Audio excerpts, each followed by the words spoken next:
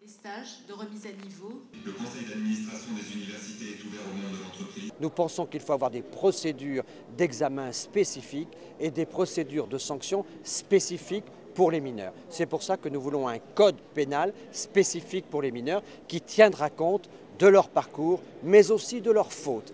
Nous sommes aujourd'hui dans une situation où on voit des crimes commis par des mineurs qui posent à la société de vrais problèmes de sûreté publique. Il faut en tenir compte. C'est dû à l'évolution que nous constatons ces derniers mois qui est extrêmement préoccupante.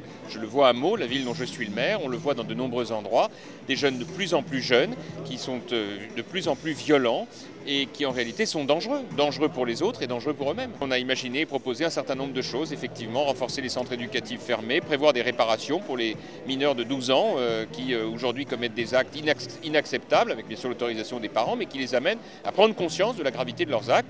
Il y a aussi un certain nombre de mesures qui sont prises pour l'application des peines, y compris pour les mineurs. Donc ce sont des sujets sur lesquels il faut qu'on soit de plus en plus ferme, y compris attentif à la prévention et la sanction, les deux à la fois. Notre ligne, c'est face à tout acte de délinquance, à quelque âge que ce soit, il doit y avoir une réponse.